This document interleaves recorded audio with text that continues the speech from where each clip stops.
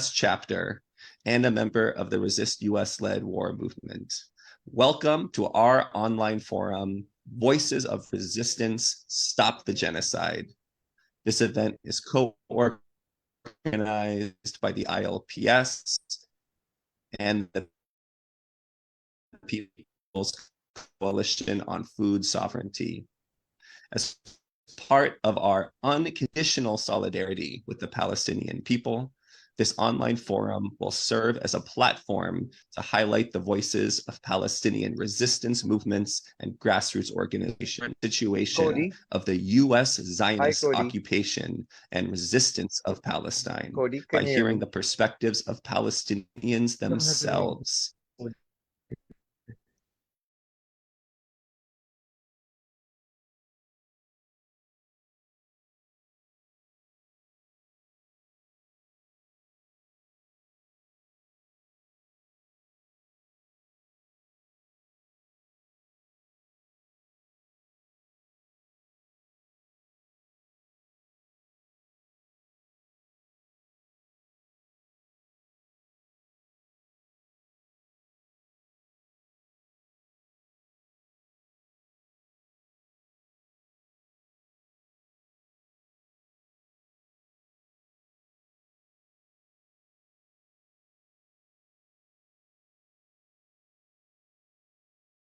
Courageous speakers. First, our keynote speaker is Layla Khaled, a Palestinian activist and a longtime active leader of the Popular Front for the Liberation of Palestine, or PFLP. She is also a member of the Palestine Liberation Organization's Palestinian National Council and is widely viewed as a revolutionary within the Palestinian national movement. Our second speaker is Razan Zowetzer. She holds an MS in agriculture, and she is the founder and president of the Arab Group for the Protection of Nature. And she is also the founder of the Arab Network for Food Sovereignty. Razan co-chairs the People's Coalition on Food Sovereignty and is a member of the Committee for Hunger Eradication within the League of Arab States. Our third speaker is the spokesperson of the Global Campaign to Return to Palestine, a network of non-government organizations that support the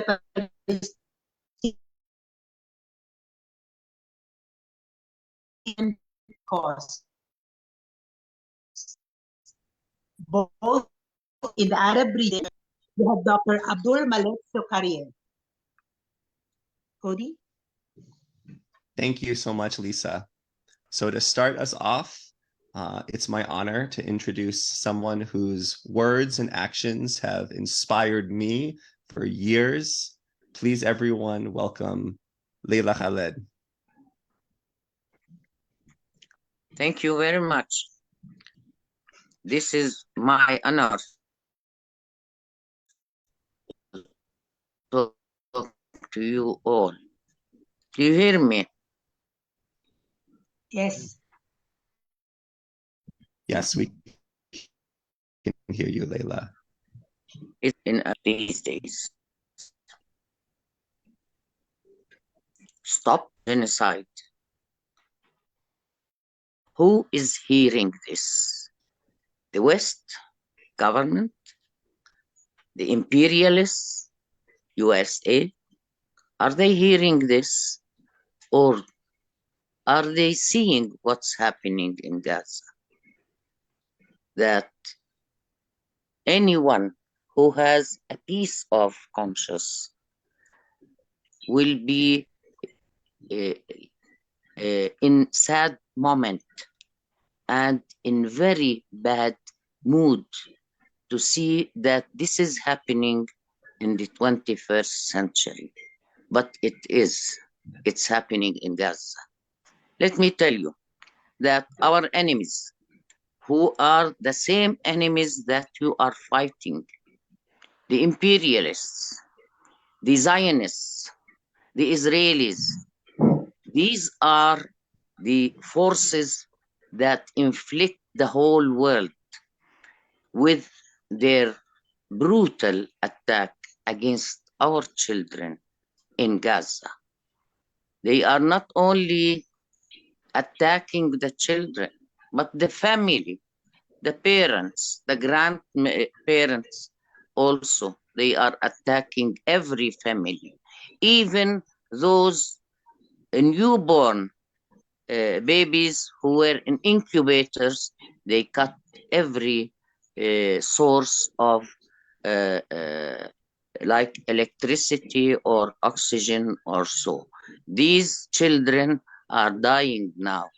Just 15 minutes ago, I have seen how many children need help in this world. But we don't look at them only to be sad, but we look at the bright scene in the whole world. Gaza area is 360 square kilometers, inhabited by 2.5 million people. This is the most condensed people living in this small area. But Gaza now has an area, the whole world now, Gaza, because we saw you in streets, you're calling for stopping genocide. We saw all peoples of the world, from Washington to Europe to Japan to Philippines to everywhere, and in the Arab world as well. But I say that because you are with us, then we can bear the responsibility of the death children in Gaza. And we can be patient enough, because we have been patient enough as a people since 1 century, since 1917, when Balfour Declaration was recognized by the United Nations at that time after the First World War.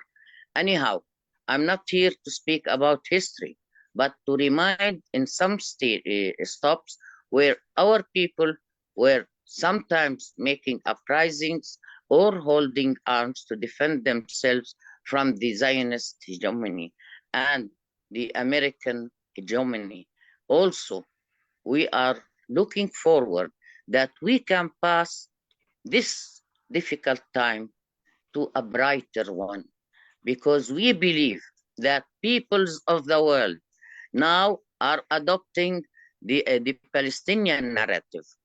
The Palestinian narrative was absent at that since 100 years ago. Only the Zionist narrative was adopted by the whole world, especially after the Second World War. And now we are now looking forward to answer the question, what should be done? First of all, I call upon you not only to raise the slogan, stop genocide. We want to have an action on governments to change their attitude toward Israel. Those who are attacking us, they are war criminals. Until now, the ICC is not taking steps to see what they have as evidences that it is genocide, that they should begin directly. We have to also to call upon the ICC to continue and to begin the investigation about this. At the same time, we call upon peoples of the world, including yourselves, that to not only to go to streets. It's very important. I tell you that when we have contacts with our comrades in Gaza, they tell us when we see if we have electricity, because they don't have electricity. From the 7th of October, at the beginning of the attack, the Israelis cut electricity, water, and food for our people. And they added also, they cut the internet. with the help of the huge tech companies who can do that for the sake of the Zionists who are in Israel now.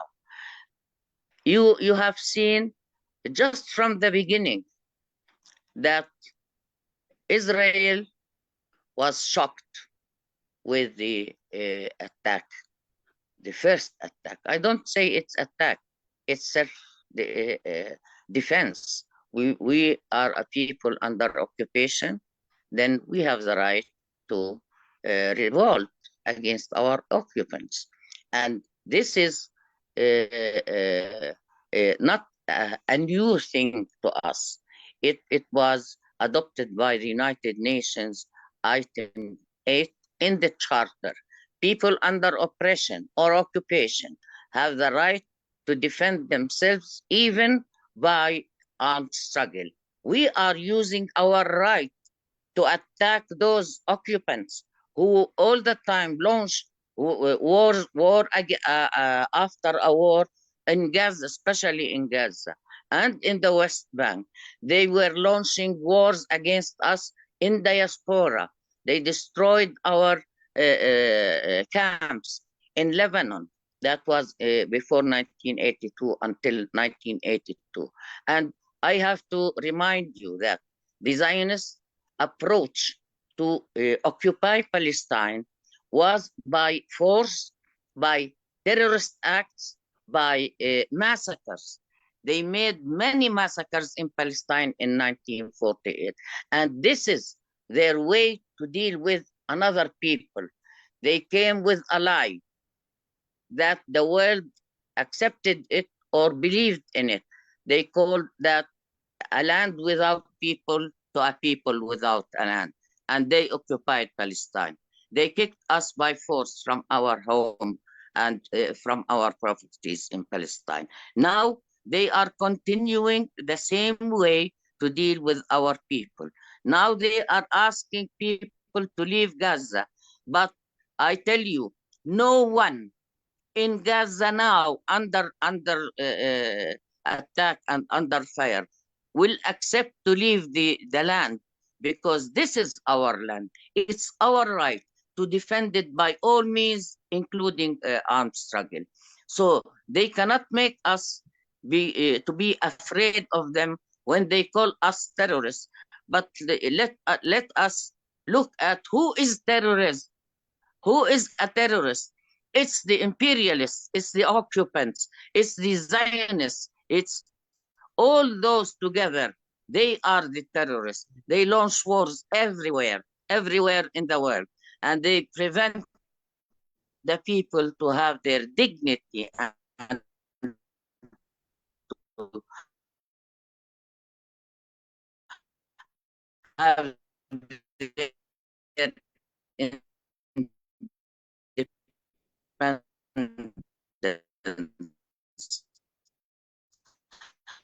We have learned in history that people of government, their occupy force can prevent us to reach to this.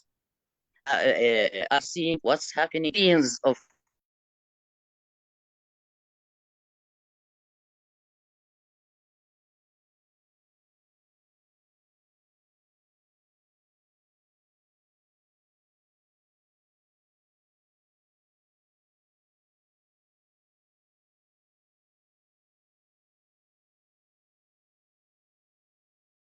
Recording in progress. we are a people on our land. We are this land was inhabited by people, and they discovered that afterwards when they began to attack us.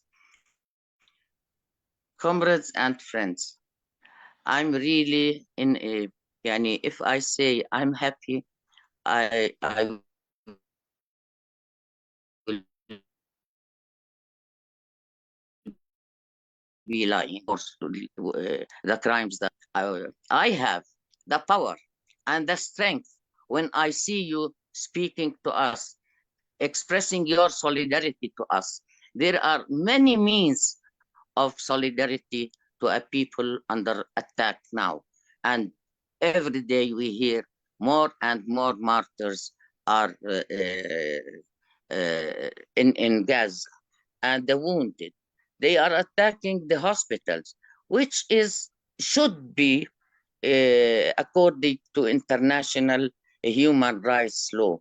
But Israel always acted as a state above international law. And until now, Israel was not punished even by condemnation in the Security Council of the United Nations. Why? It's because a part of this camp of enemies against peoples of the world, not only against the Palestinians, but when we are speaking these days about the Palestinians because they are under attack. Look how they dealt with the Ukraine crisis. They have double standards always in dealing with things. It's according to their interests in our countries to prevent us from our resources, to prevent us to be free in our countries, on our land, and to have self-determination. These are the rights of the Palestinians. we every some years we hear about initiatives coming from once from Bush, once from Sharon, once from, but always from these circles. They offer us initiatives to see what we want, but they don't know our needs. They know only their needs. Look, this time Israel asked for protection, and a state that cannot protect itself, it means that it's a failure for it. So they asked the Americans. Biden directly sent the ammunition, sent arms, sent counselors, sent the ships to the Mediterranean, and so to support Israel.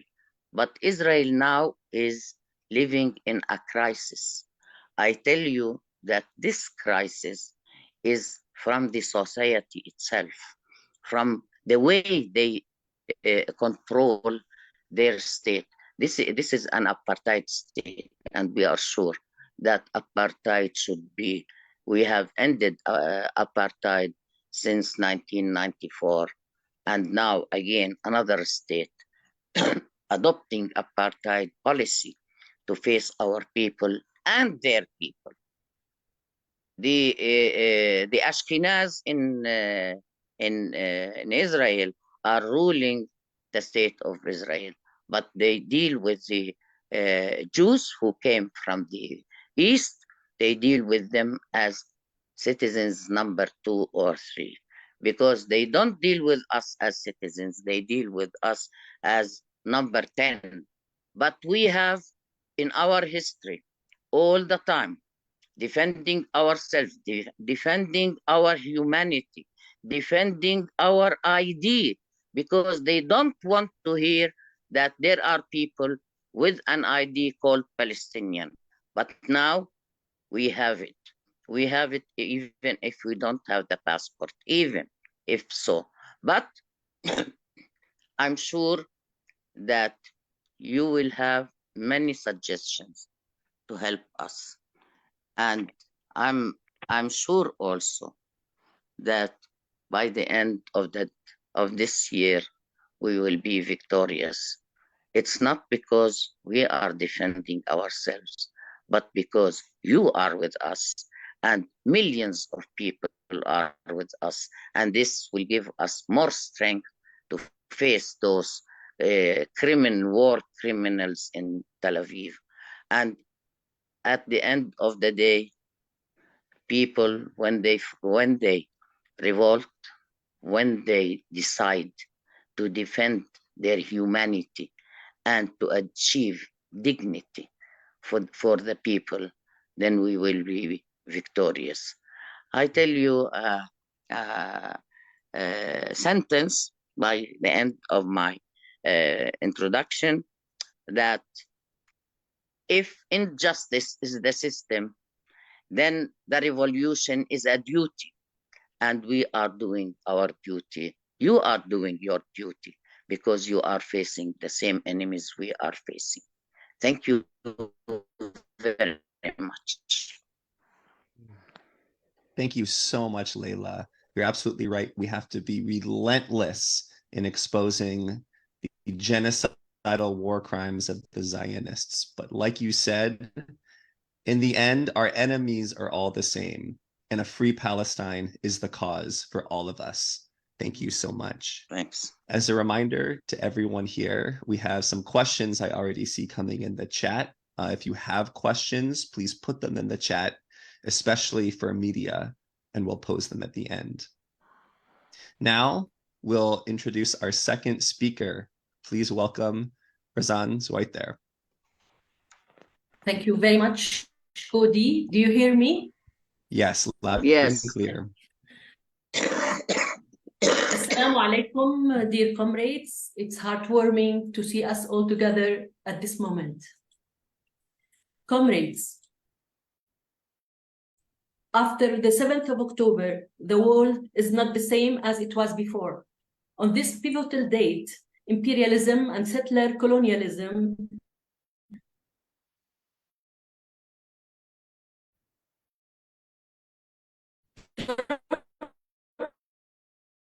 their masks and divided the resistance on the other. Colonial wars driven by a quest for conquest and economic gains. These were wars which were named as such by their perpetrators,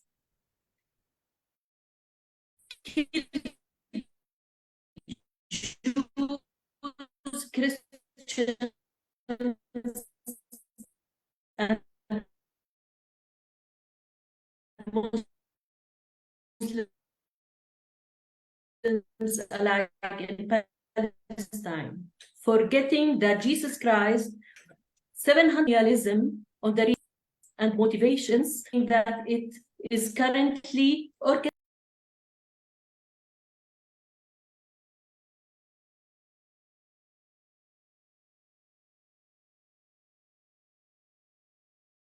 Recording in That progress. call Jews the rightful heirs of Palestine.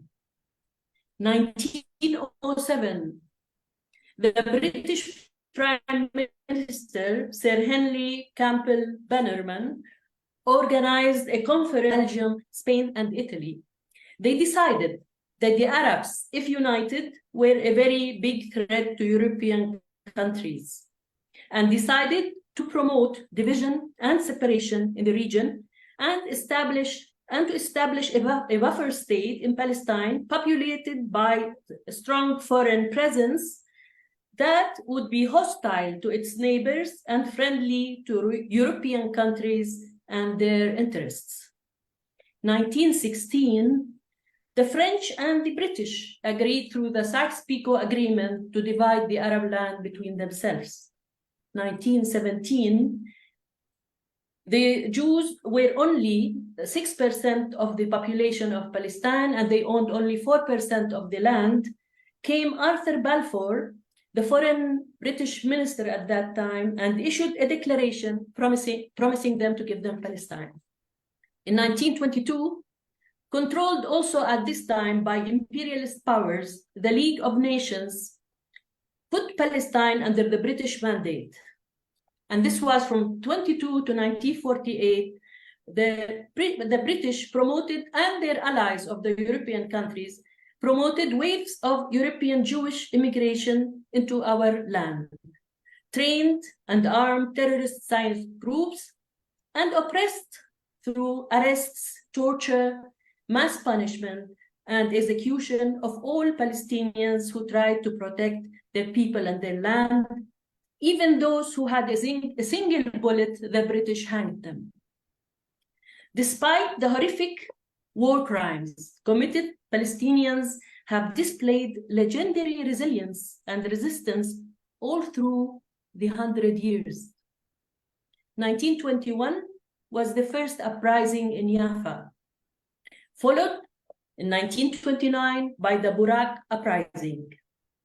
The biggest uprising was the Arab revolt 1936, following the death of the resistance fighter Izz al-Din al-Qassam. This name, you might have heard it, was adopted by the resistance movement now in Gaza. It was during this uprising that my father, Akram Zaiter, was the first prisoner by the British and the final one to be released from prison by the British oppression. 1937, during the Arab Revolt, Winston Churchill declared the same Crusaders' values. Open quotation. I do not agree that the dog in a manger has the final right to the manger, even though he may have lain there for a very long time. I do not admit that right. I do not admit, for instance, that a great wrong has been done to the Red Indians of America or the Black people of Australia. I do not admit that a wrong has been done to these people by the fact that a stronger race, a higher grade race, a more worldly wise race, to put it that way, has come in and taken their place. Close quotation. 1939, the British smashed the 3 years long revolution with very cruel measures. 1948, the year of the Nakba, tens of massacres took place, slaughtering thousands of Palestinians, demolishing more than 530 villages of earth.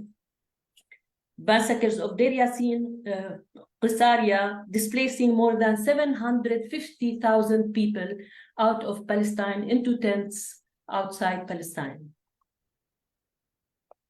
In the same year, at the Nakba, UN Resolution 194, calling for the right of return for Palestinians, were approved by all countries, but had never been applied, like hundreds of resolutions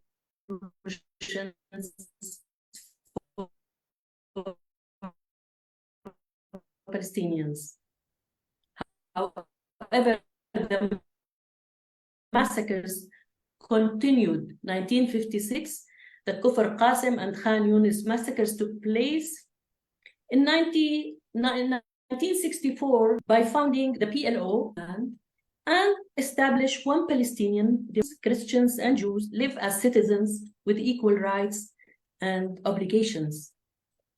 But here comes again, 1967, backed by the Imperial United States, Israel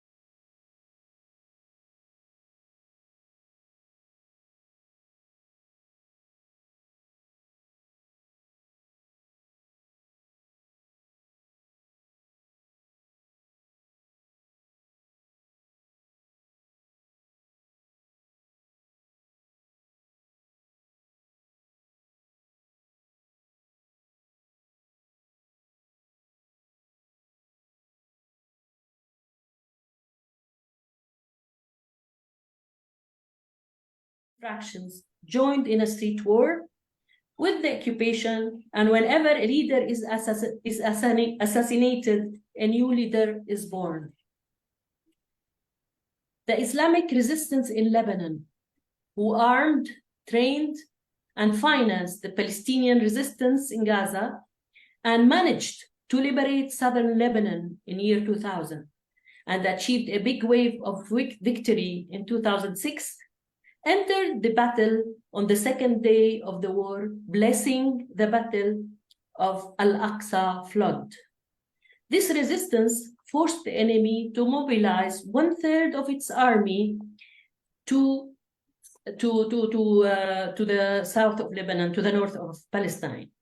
It challenged the United States, which moved aircraft carriers and battleships to the Mediterranean coast in preparation for any escalation.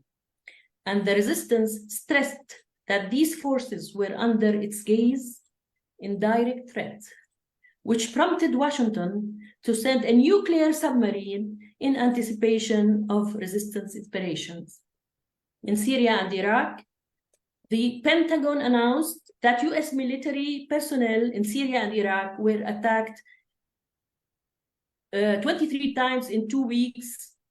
Symbolically, tens of thousands of Iraqis' resistance are still massed on the Jordanian-Iraqi border, ready to march to fight in Palestine. In Yemen, the Sana'a army announced an exceptional front that gave very great moral support to the Palestinian resistance through bombing the enemy using rockets and drones. One form of resistance that is very highly appreciated by the Palestinians is the power of international solidarity, which has escalated in the last few weeks.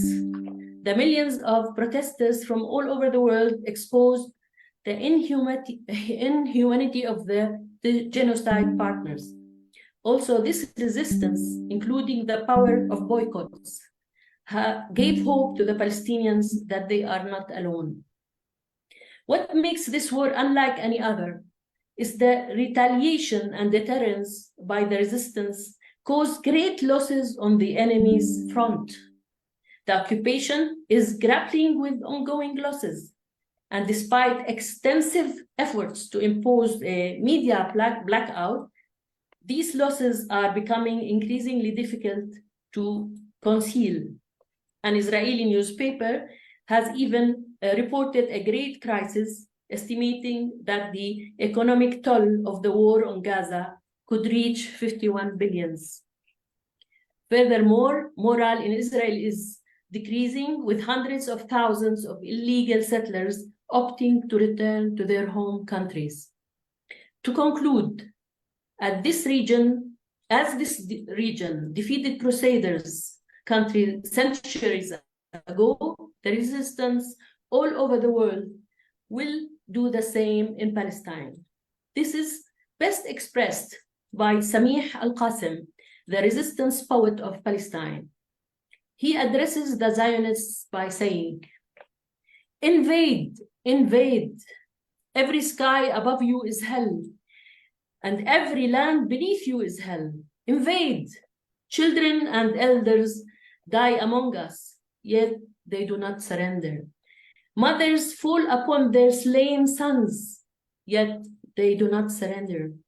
Invade, invade with your armored vehicles and your heaps of hatred.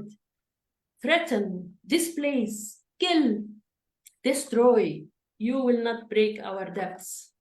You will not defeat our longings. We are the final verdict. Invade, invade."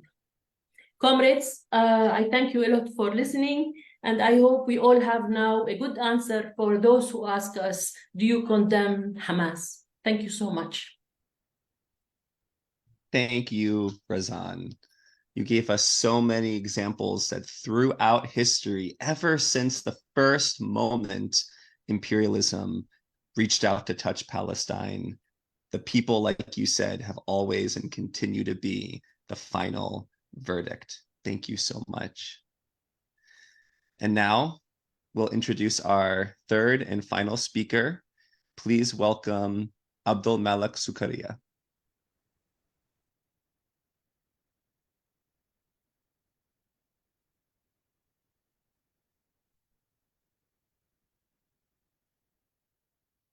I believe we have a video that our tech team is preparing right now.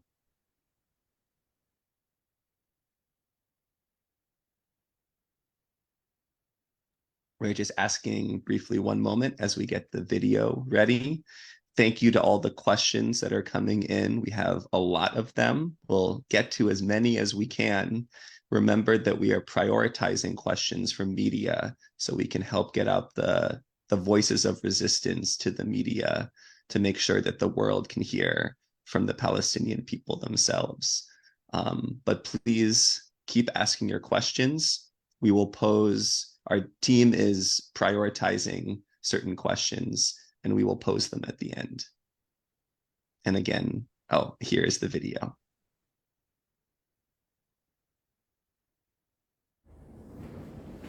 Dear friends, greetings to you from Lebanon, the Northern Palestinian Front.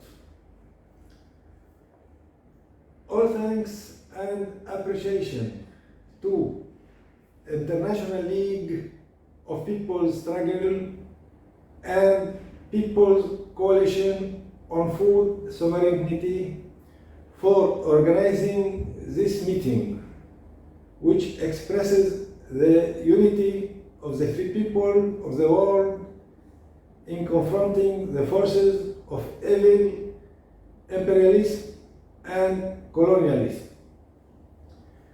Dear friends, what's happening today in Gaza is unprecedented massacres in the current era and a Zionist assault of all aspects of life, accompanied by an absolute American and Western green light and all kinds of support.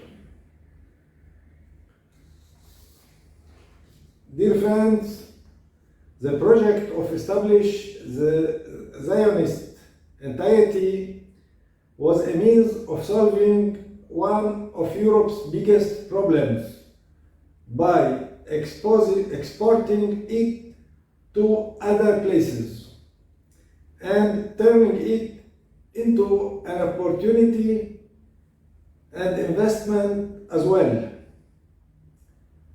From here, we understand the desire of Western regimes to protect this illegal functional entity, which represent the greatest tool in securing colonial interests.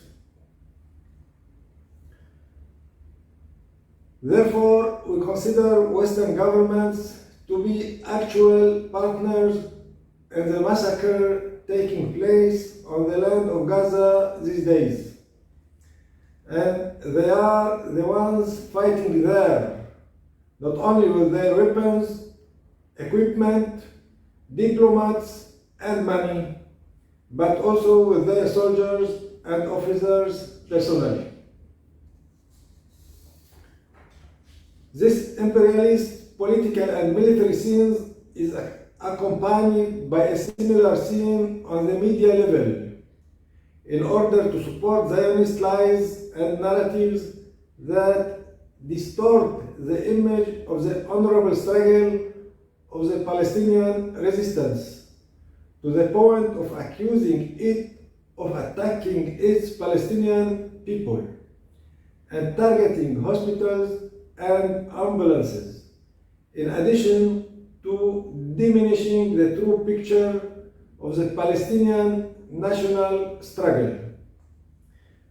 Dear friends, through this data, it's possible to talk about a real and important role of Ahrar, free people, in these days and this dangerous stage.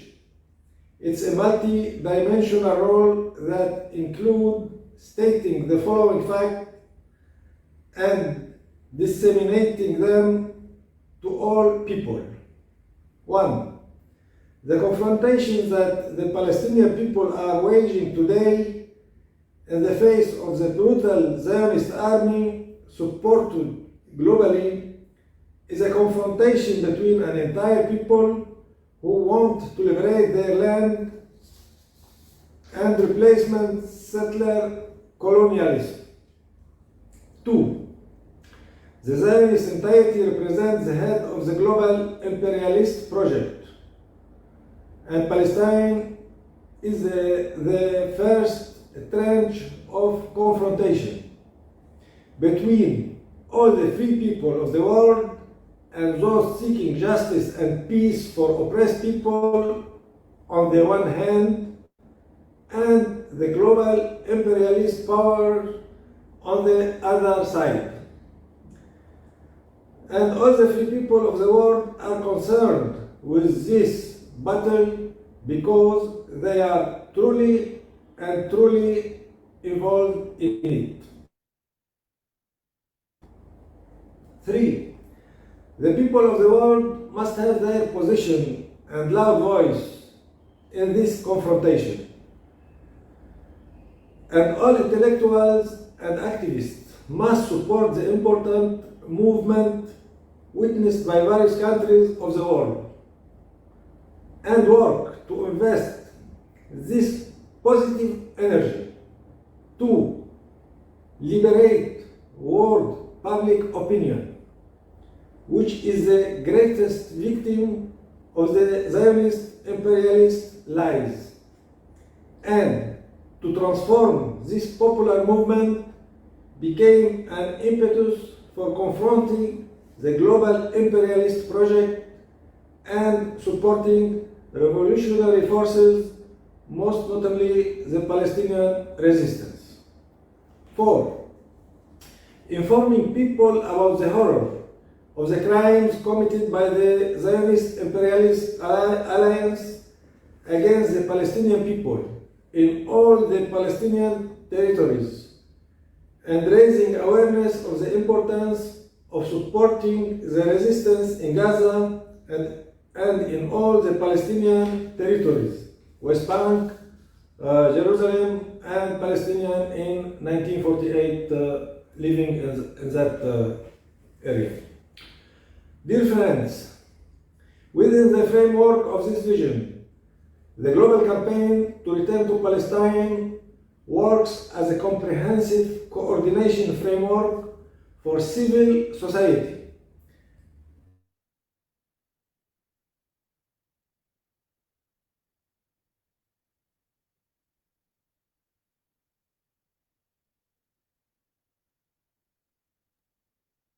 Okay, I believe that is the end of Abdul's video. Thank you so much, Abdul, speaking to us again from southern Lebanon, as he described the northern front of the united Palestinian resistance. Thank you to all of our speakers, Leila, Razan, and Abdul.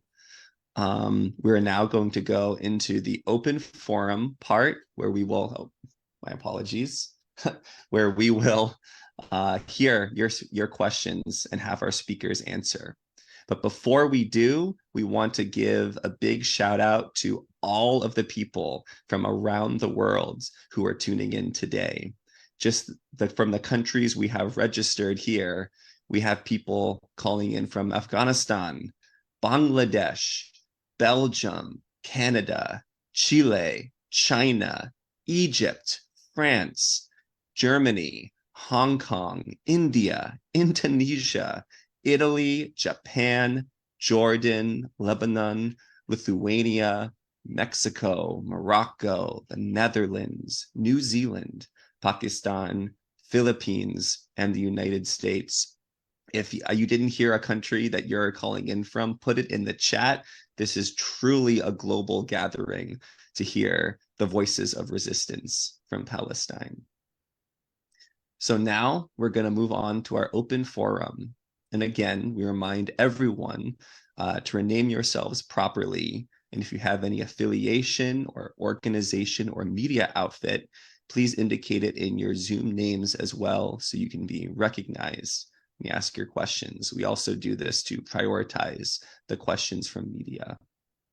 You can put down your questions in the Zoom chat box or click the raise hand button at the bottom and wait to be recognized by the tech team, and then I will call on you if you want to ask the question yourself. And indicate if your question is addressed to a specific speaker or to all of the speakers. So now I will pose our first question that we had from the chat. And that is, this one was posed to Layla. So Layla, from the China Daily Asia Pacific, there is a growing call across the world for a ceasefire. Where do you stand on this? Would a sustainable ceasefire mean a two-state solution, which many Arab leaders in other countries have been repeatedly calling for?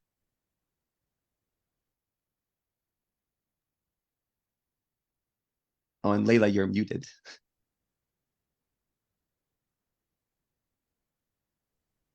Now, Yes. I was sure we are calling also for ceasefire. But we know that Israel does not accept now.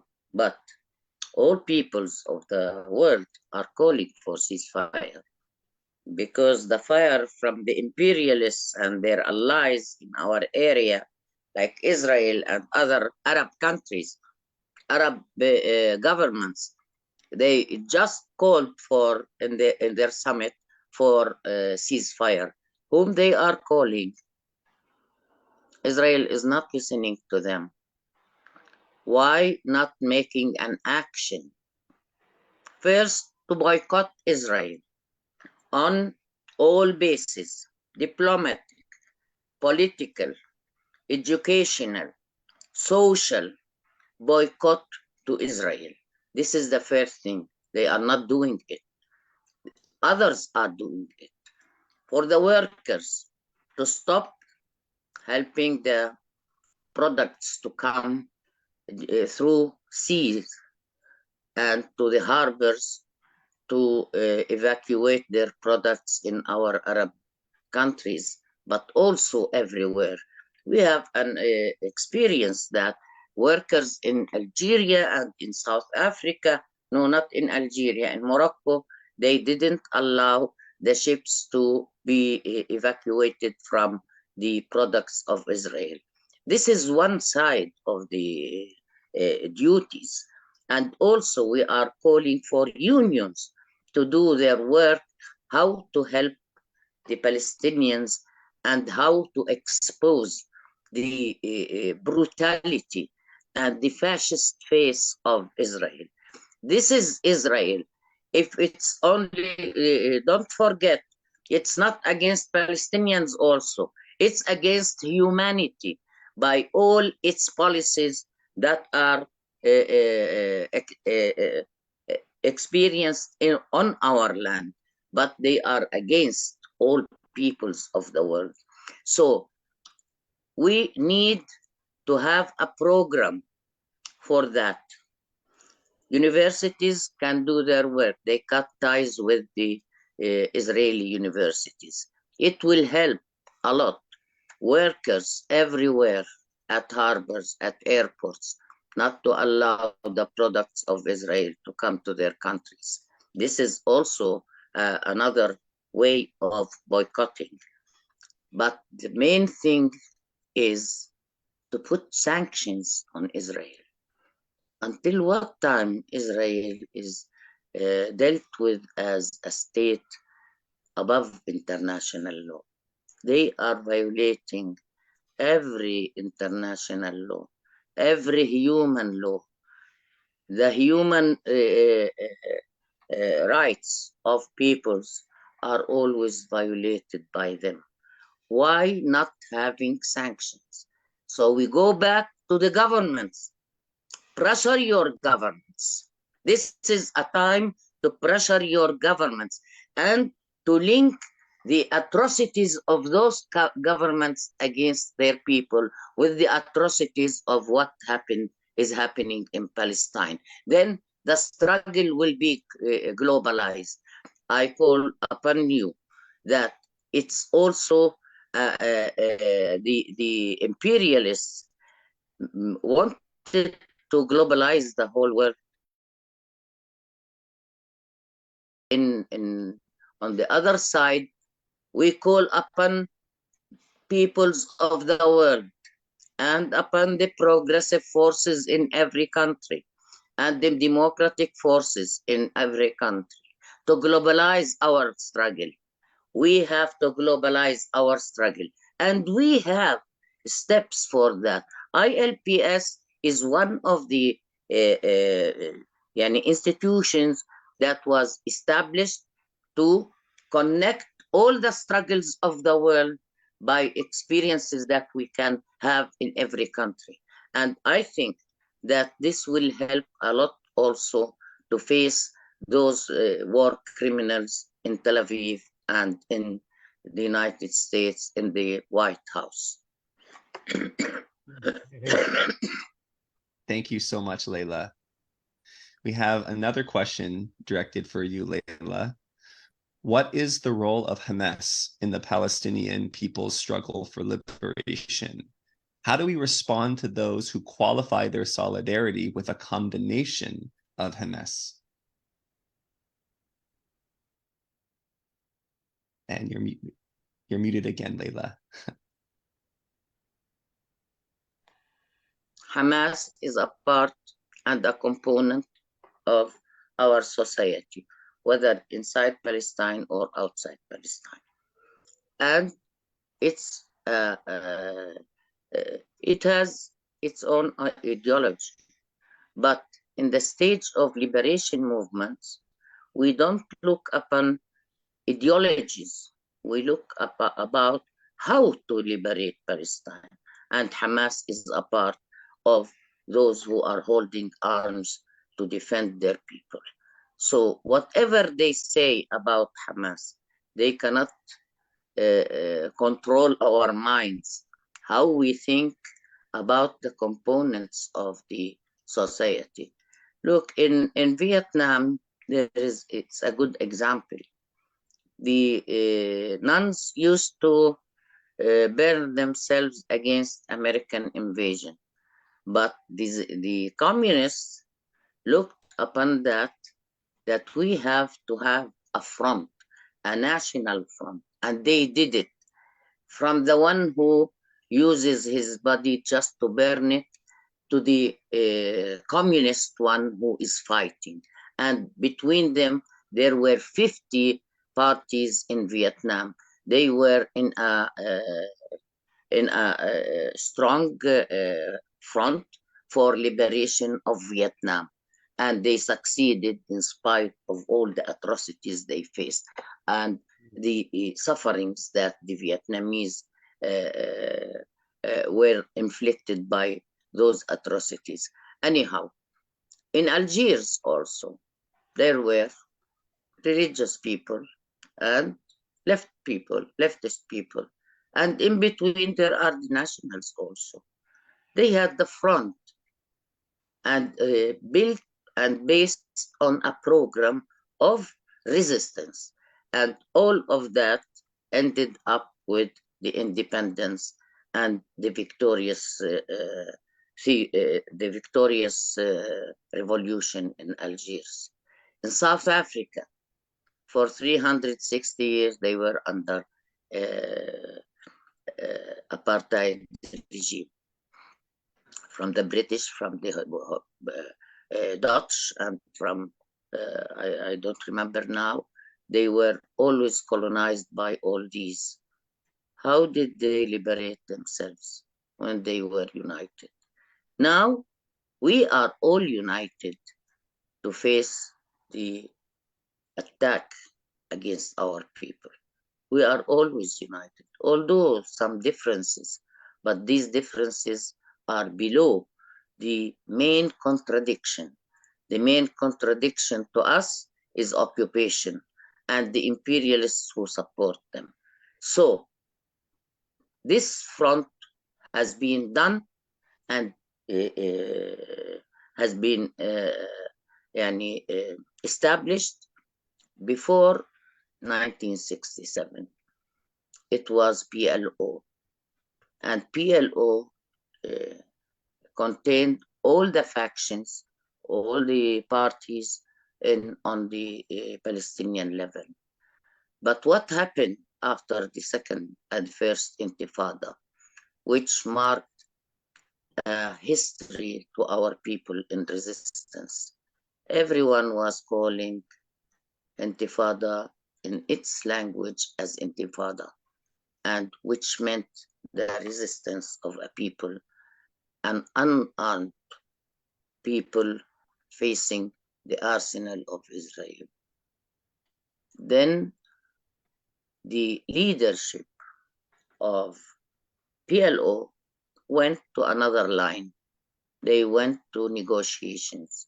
We in the PFLP and in other parties, we were against it because we cannot go on for negotiations with the balance of forces who was to our enemies, but not to us.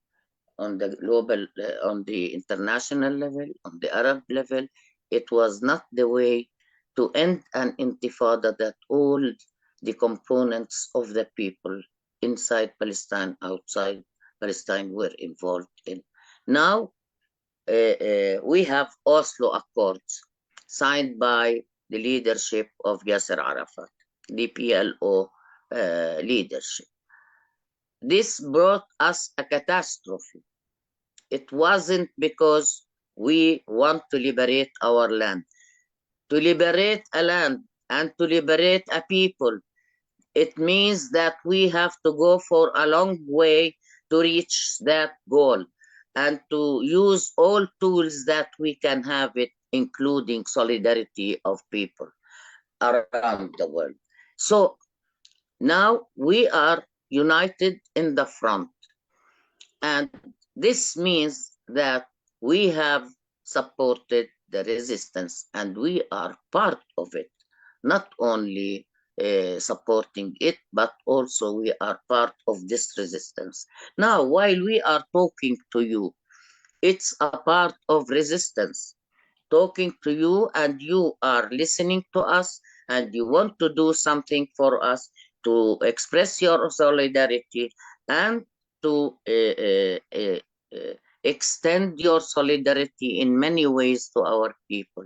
This means that the front is now on the ground, and those who think that like these negotiations will bring us liberation or freedom. Even now, they are trying to give us, they are calling for negotiations. Before negotiations, this attack should stop killing us. You can't say who is the victim now. We are the victims of this attack. Don't ask the victim how to defend itself. It can do it, but we can't put the sword in front of the neck. As Hassan Kanafani said, that the sword and the neck can give up and be together because the swords are against us. And you know what symbolizes the sword in history and until now. Thank you. Thank you so much, Leila. And of course, the ILPS, the People's Coalition on Food Sovereignty, and all of us here today are a manifestation of that united front for Palestine and all people's struggle. Next, we have a question for both speakers. Maybe we'll pose it first to Razan. This is from Pinoy Weekly. What is your reaction on the recent Arab Islamic Summit, which condemned Israel's aggression on Gaza? Is it enough?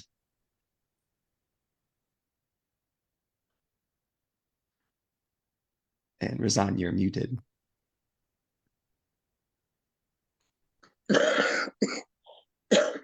Actually, we were very disappointed. The only thing we wanted them to push for an immediate ceasefire and to use the powers they have, the tools they have to do that. They didn't do that. It was only words and condemnation. 2 billion Arabs and Muslims represented in this summit. It was really disappointing.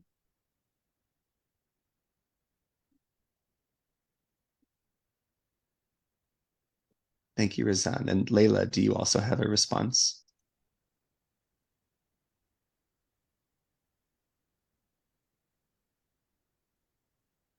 And you're muted too. Clearly, the question. Yes, a response to the recent Arab Islamic summit. And do you think it was enough that came out of that? It's less than enough, my dear. I talked about this summit, that these governments and whom they represent, they don't represent their peoples. They represent their interests. That's why they did not dare even to say any word, any practical action to stop ceasefire. They can use oil, and they didn't use it. They can use their relations with other countries. They didn't do. They did not allow in some countries, Arab countries like the Emirates, to let people speak up. They even that they didn't do it. I just when in my introduction I said they could have used oil as a tool to stop those imperialists attacking us and the Zionists. Because if they say it, if they said that, and it's an important one, the gas and the fuel, to stop it for one day, the whole world will go against all the governments of the imperialists, because they will stop it to in support of the Palestinians. But they didn't do that. They don't dare do it. They are doing their best how to protect their thrones and how to protect their authorities. This next one also is for both of you. I'll pose it to Razan first. How do we share the harrowing news coming out of Gaza without instilling a sense of defeatism, without engaging with Israeli Zionist propaganda? I think I tried to answer this through my address today.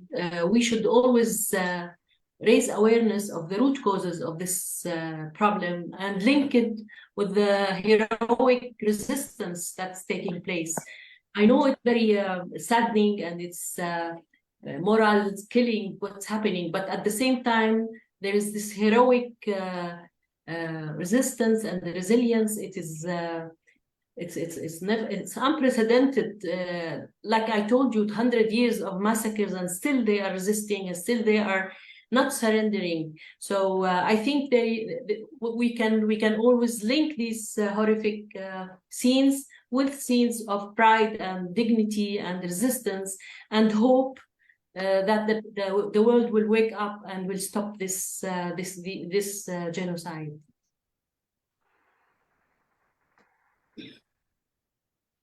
Thank you, Razan. And we do have another question specifically for Leila.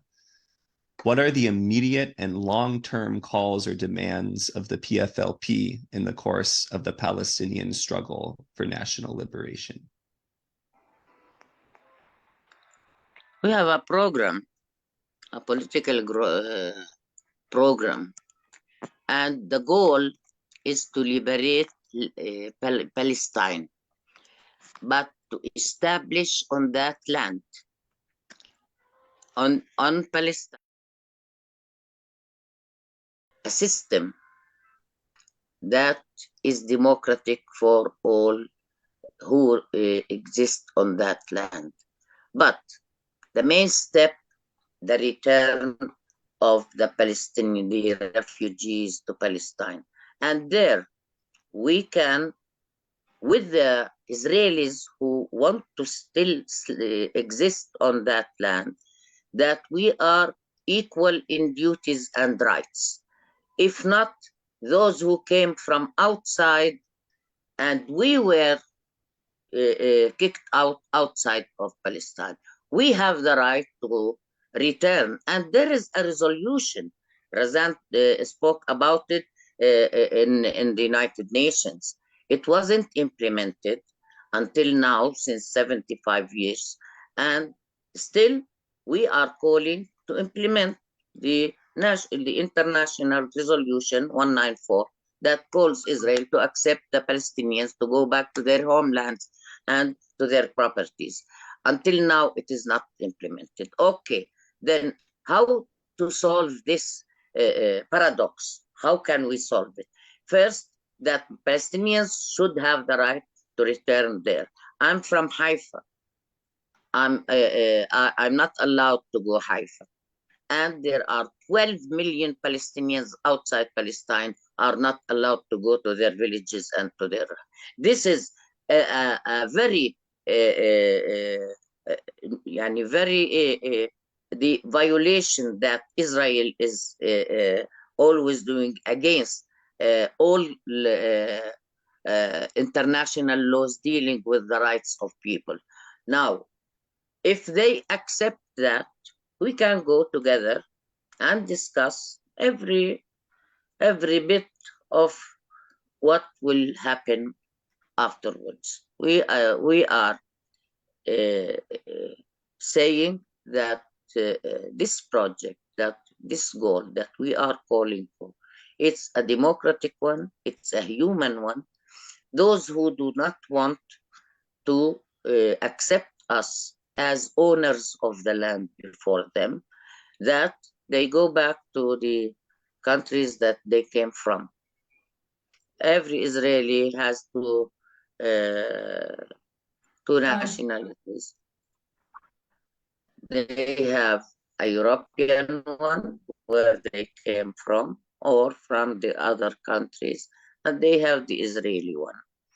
So they have to choose either to accept or leave the land that you stole. Thank you so much, Leila. We now have a question for Razan. The biggest climate conference will be hosted by the Middle East region this year.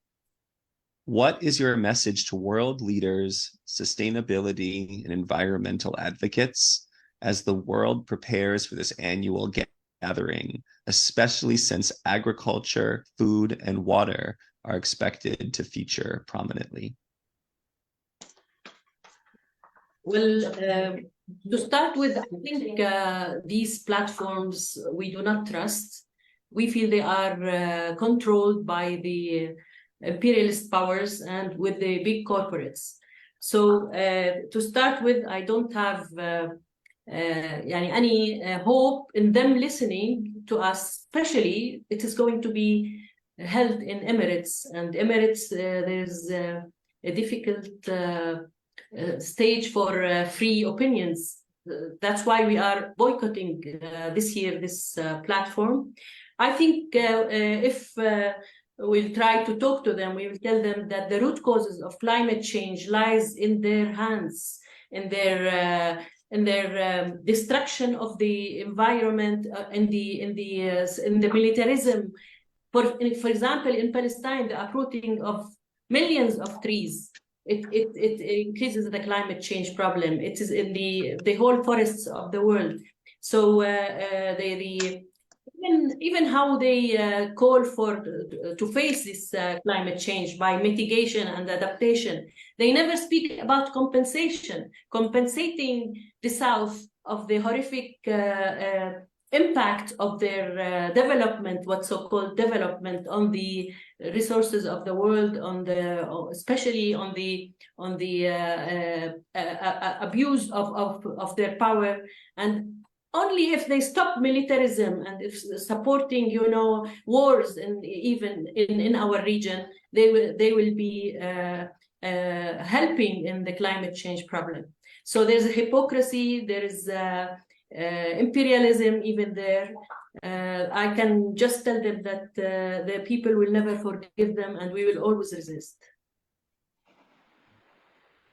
Thank you so much, Razan. There's actually another question I think we have for you, Razan, and that is, we keep being told by Western politicians and media that it is the fault of Hamas that there is no fuel to power hospital equipment or to operate the desalination plants in Gaza because they refuse to make it available. How do we counteract these claims that we keep hearing? Oh, this is the black comedy. Accusing Hamas, they are destroying and bombarding the plants themselves. They are they having closing. It's a prison, as all we know. There is no way to enter fuel to Gaza, and the plants and even the solar system, Cody. The solar system, the panels are being destroyed in Gaza. So I think. People in solidarity with Palestine should have these facts. We can help give facts to anybody interested with numbers, with facts that these lies should be stopped. People should know that the Gaza used to have 500 trucks every day coming to Gaza. Now it's 4 to 5 trucks that's carrying food, that's carrying medicine, that's carrying energy supplies and so on. So how can we face them? With raising awareness, with research, with collaborating with specialized resistance.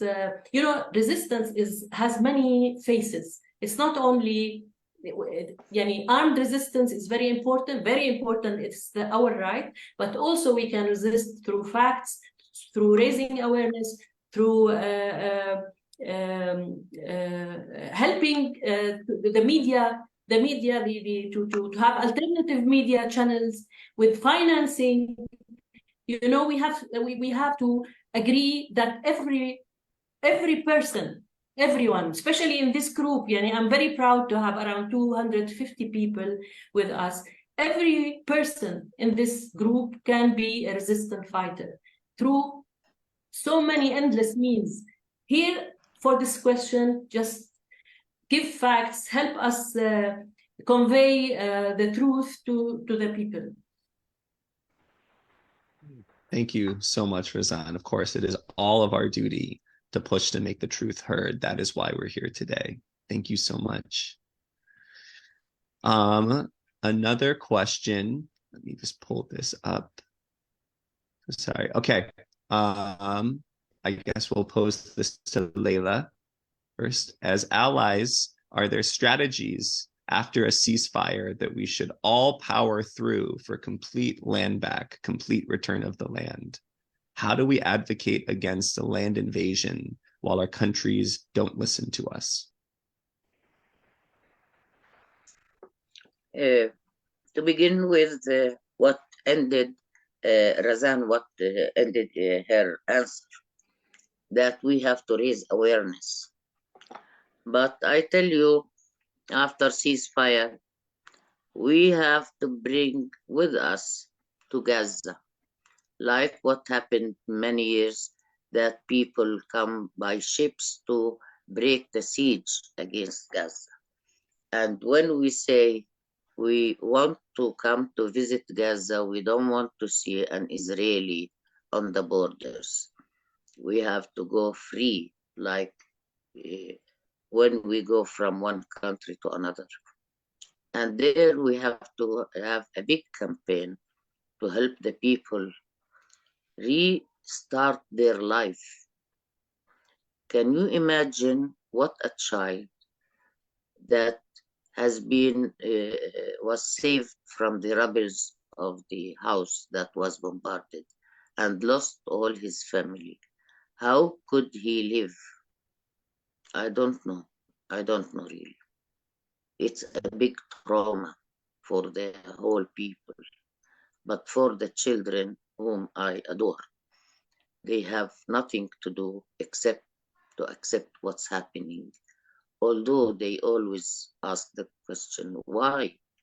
Why we don't have the same way of living that other children in the world are living?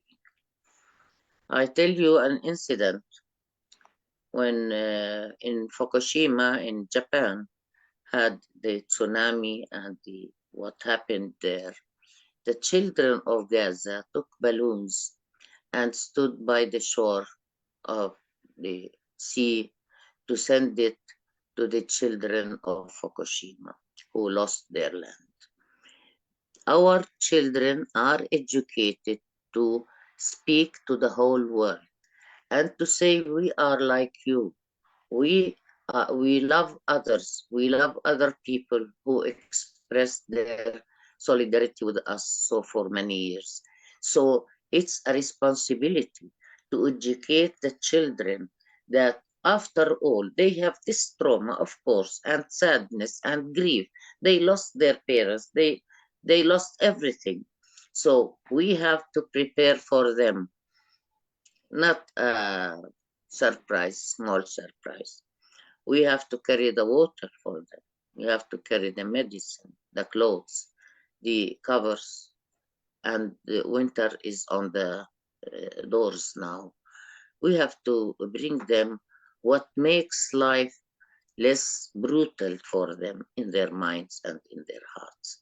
I think from now we have to do that, to prepare the what they need. Don't forget the books, the stories, the pencils to use. We will not forget the toys for them to play with and to restore their ordinary life like other children in the world. Thank you. Thank you, Leila. What an incredible example of solidarity from the children of Gaza for the people of Fukushima. That is the kind of solidarity we have to model and always bring up the next generation. Thank you so much. We'll also pose the question for you, Razan. So again, even as we continue to try to pressure our governments, especially my own right here in the Zionist Central Bank of the United States, as our governments refuse to listen to us, what else can we do? I think the magnificent protest that was seen a few days ago, this was really heartwarming. I think what I feel, well, what's happening in the US, two things. I think there is fear of retaliation, you know, from Zionist groups, and this can be faced with working together in big groups, in big fronts, and so that people who stand for Palestine are not afraid, really. I know that Rashida Khalid, the congresswoman of Palestine, she receives lots of threats. And if people are around her strong, this threat will be much less. I think people should be working together. We should also, as I said, inform people. The media, the main media in the US is rotten, really, like in all Europe, unfortunately. People do not know. We should collaborate in enlightening this media, or creating, you know, we have written a letter to BBC. They asked us several times for interviews about what's happening in Gaza, especially in food, about food and the starvation. And we wrote a very strong letter to BBC rejecting talking to them. And we did a big research about their role as partners in this genocide. I think many media in the US are really partners in this genocide. We have to face them with, maybe we should raise legal lawsuits about how media can be a partner, you know. We were researching, for example, that before the Bosnia genocide, the media, I think it was the BBC as well, said that the Bosnian people decapitated babies, 41 babies at that time. And then when the massacre happened by the Serbians to the Bosnians, the Serbians felt themselves they are doing something good. Now, the number 40, that was a big lie, that the Palestinians decapitated 40 babies, also was through the media. And this resulted in more horrific attacks by the people, and it was like a green light given to the world to shut up against this genocide.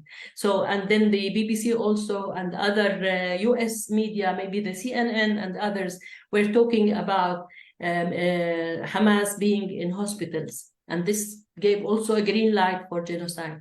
So I think we can do a lot together if we keep on talking to each other, like tonight, for example. If we can make it periodic meetings, brainstorming. People are smart, intelligent, creative, but we have to work together. We have to put common strategies. With ILPS, I think we're doing a lot together, and I hope this can be broadened to include many other people. We should maybe from our side, what we are doing, we are preparing very professional material for people to use as to starvation and destroying of food resources and water resources and so on.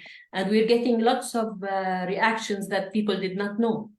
And maybe we could work together and as we are doing, but broaden the work to a better impact. Thank you so much, Razan. We have two final questions that we'll pose for the open forum. And I want to remind all of our participants to get your physical solidarity messages ready, because at the end, we will hold them up for a picture. So write down on anything you have near you: free Palestine, stop the genocide, anything that you can give. So I'll let all of our participants get ready for that.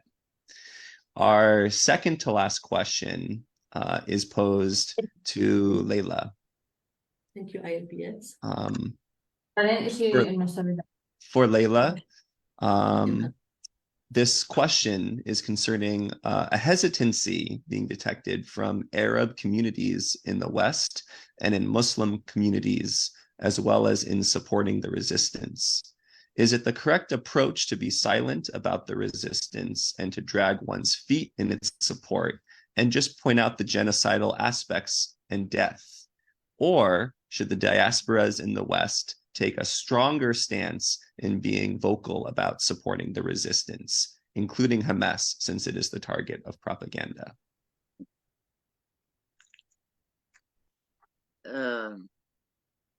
Resistance is a lawful and legal for any people under oppression. We can depend on the United Nations.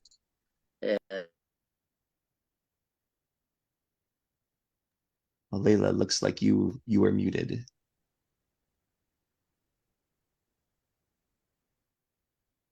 About resistance, we are not speaking about. You've become muted again, Leila.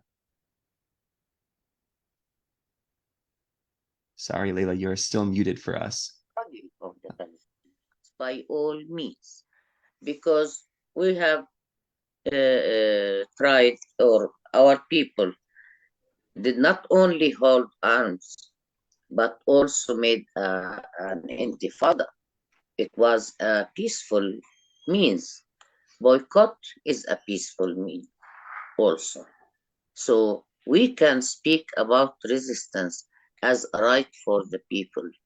It doesn't need any evidence. We have to be back to history. We are not inventing a new way for liberation.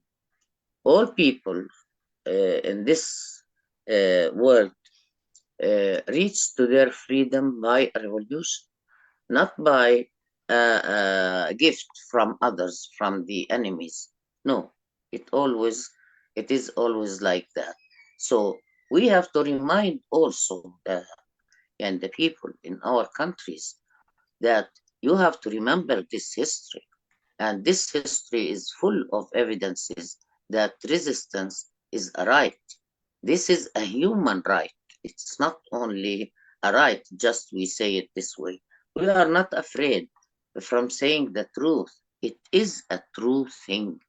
So people can understand. And I think with the social media all around this world, made the world like a village. So we can reach everyone. We can make conversations, we can make workshops about this, and we make workshops about terrorism. Who are the terrorists? This we should speak loud about it, because now there is a combination of resistance as a terrorist act, while occupation, it's not a peaceful means to occupy another people and another land. And by the way, we can give many, many examples about the massacres that happened to the Palestinians. I will remind you of Sabra and Shatila. This is one of the camps that faced a very rough, heroic, and people were killed when they were sleeping because they are Palestinians. So we have to remind people and to educate people also with the facts of the realities, and the realities that are the evidence of being supporting the resistance.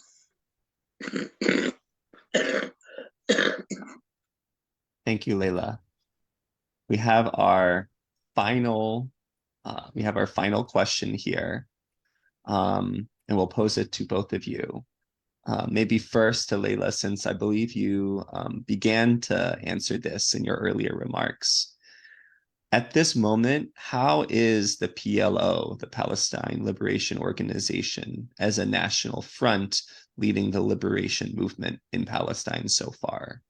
And what kind of support is needed to strengthen this national front itself? You know, PLO should be to rebuild it again on basis of our charter and our program and the goals of struggle. Because when Oslo was accord, PLO was marginalized.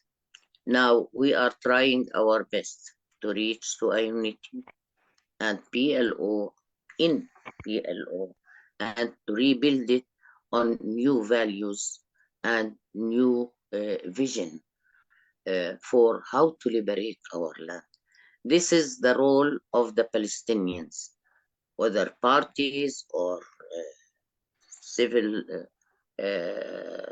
communities or whatever, inside Palestine and outside Palestine, so that people can support this action by supporting the program of our, what is the last goal to reach it, to reach liberation, is to establish a state where all of us live together and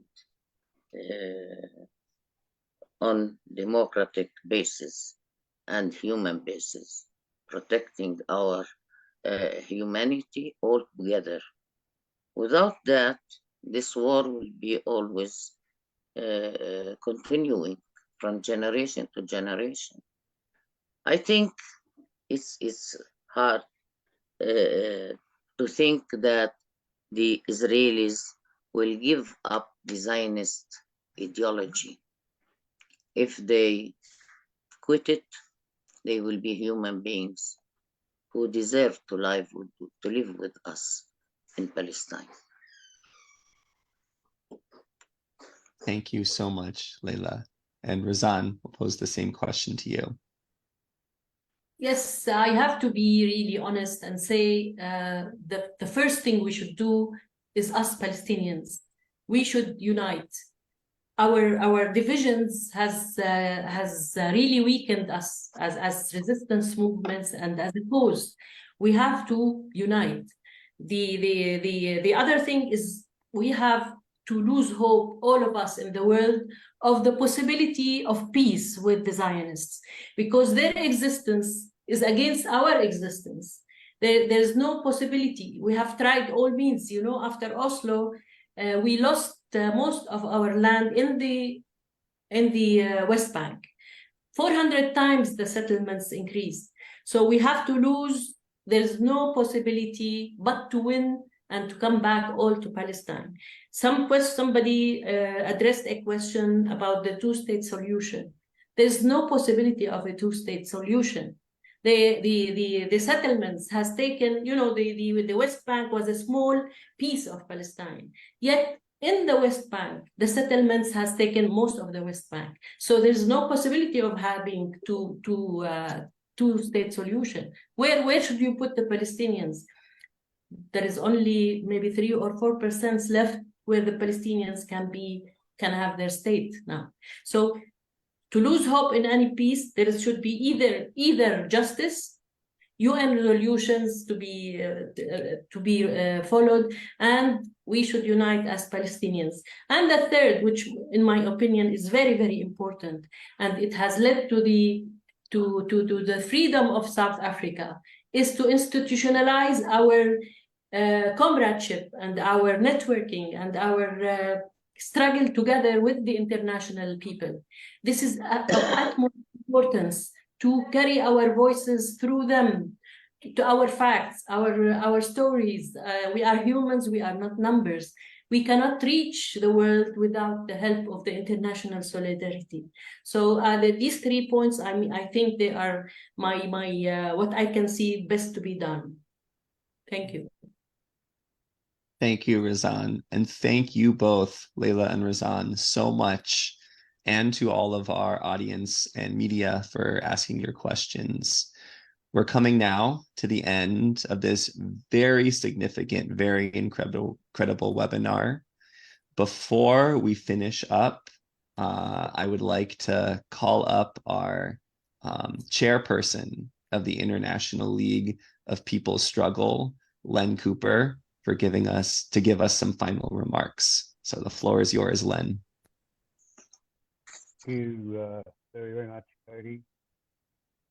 Since its formation in 2001, the International League of People's Struggles has developed to be the largest mass people's global organisation fighting for genuine people's democracy and against imperialism in order to help liberate humanity. ILPS is a global alliance of anti-imperialist and other democratic organisations that champion social justice, human rights, and anti-imperialist struggles. ILPS has championed the struggle of the Palestinian people for freedom and liberation from imperialism and Zionism, and has opposed the inhuman, vicious, and illegal oppression of the Palestinian people by Zionism and its master, US imperialism.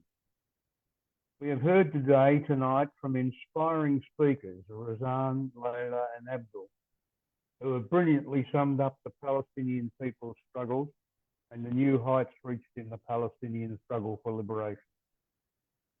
The ILPS declares its unqualified support for and solidarity with the Palestinian people's struggle. Over the years, the ILPS has organised demonstrations and protests to raise awareness about the Palestinian cause. It supported the boycott and divestment campaigns against Israeli entities. It has supported humanitarian aid. It's made representations to governments. It has organised educational workshops and webinars. It has attended solidarity conferences on Palestine and has consistently expressed internal solidarity with the Palestinian people over the 22 years of ILPS existence. We must keep doing it. We must do it all again. We must step it up. We are delighted with the new heights recently scaled by the Palestinian people in their struggle for freedom and liberation from Zionism and imperialism. They broke through the Gaza siege and their open-air imprisonment.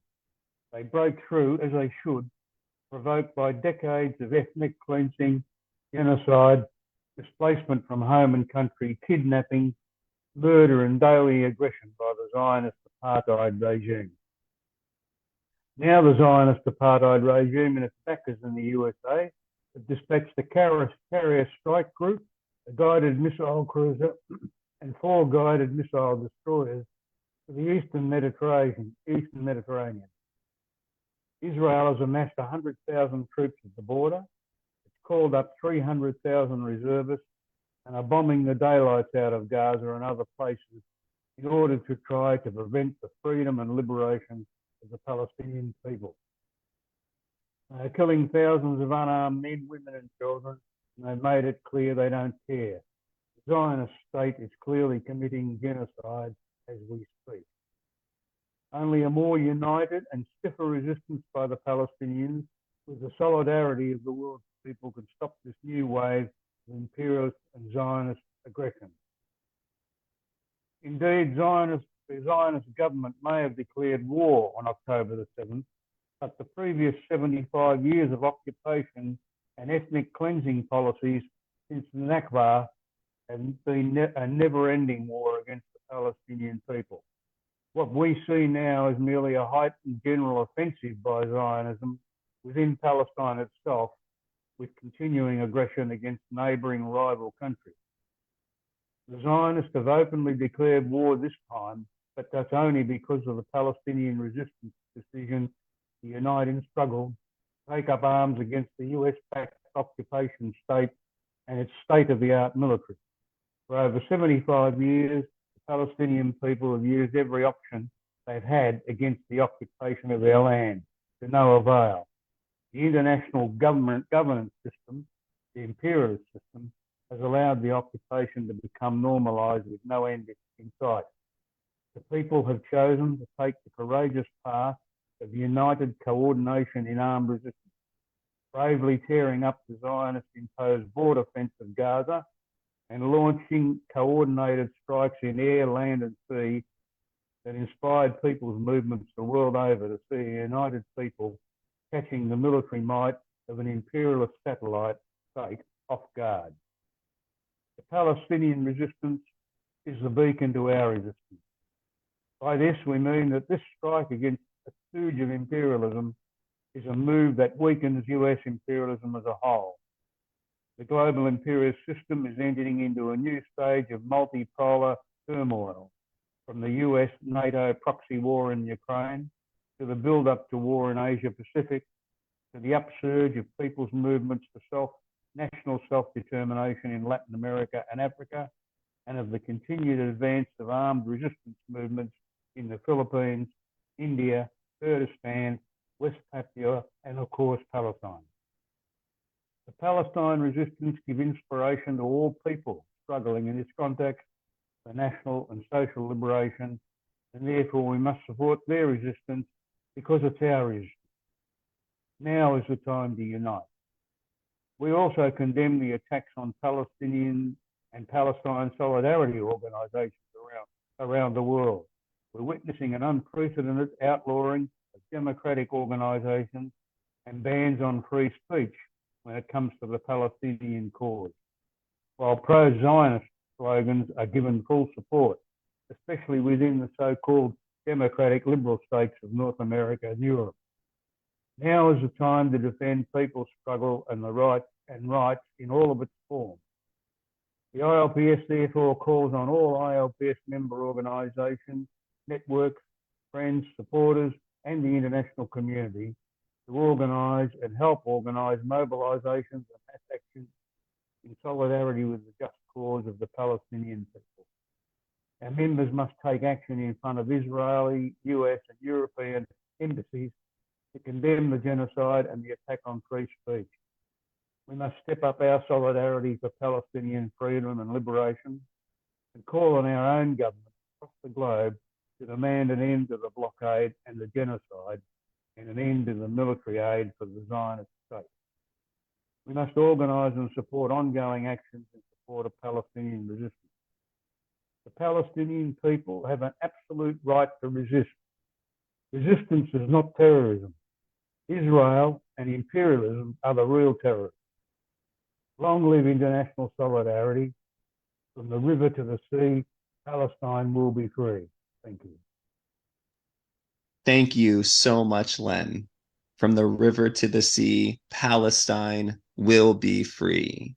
And as you said, as we wrote in our ILPS global statement, the Palestinian resistance is a beacon to all of our resistance, and the League stands 100% in unconditional solidarity with the struggle of a united Palestine. Thank you again to all of our speakers, to Leila and Razan here in person, as well as to Abdul from speaking to us on video from Southern Lebanon. And thank you to everyone who came here today. I want to stress that it is a victory on its own that we had this webinar with over 200 people in attendance, since the Zionists are always trying to shut down these gatherings to silence. This is a victory that we were able to have this to keep the struggle going and to build solidarity. So, as we conclude, we want to lay down the concrete steps on how we can show and amplify our solidarity with the Palestinian people in their fight against genocide, injustice, and US Zionist occupation. And so, to give us our final calls to action, I'll call on our General Secretary of the ILPS, Lisa Massa, again.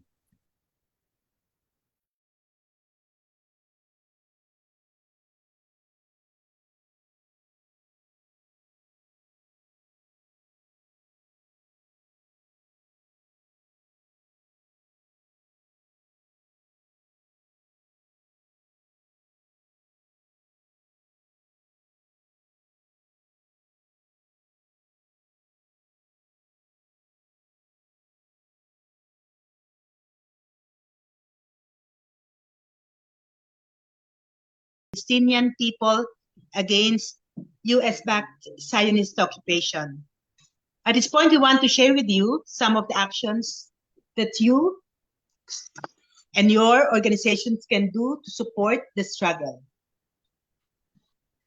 Here's your quick and easy to follow toolkit to make a real impact.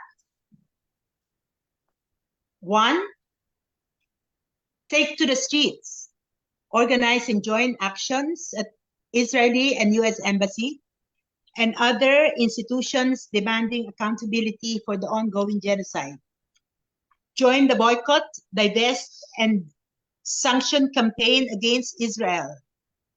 2, conduct education and information campaign to educate the people on the Palestinian struggle and engage mainstream and alternative media. 3, sign up or sign on as an organization or individual to the urgent appeal of the Palestinian struggle for liberation and food sovereignty. 4, send a letter and express your concern to decision makers at the community, country, regional, and international levels. Express your condemnation of the ongoing genocide. And 5, participate in our online campaign. Show your solidarity by changing your profile picture to Stop the Genocide photo or proudly wear your kafiyeh. 6, follow us for real-time updates on Facebook, Twitter, and Instagram flashed on the screen. Lastly, I want to repeat what Leila said. Globalize the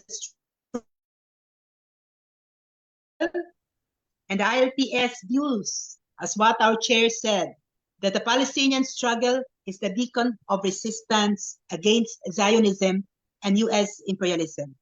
Our call is to advance the democratic and anti-imperialist struggles in all fronts across the globe. Strengthen our international solidarity. Palestine will be free. Thank you. Thank you so much, Lisa. And I'll say again to our audience here, please stay on.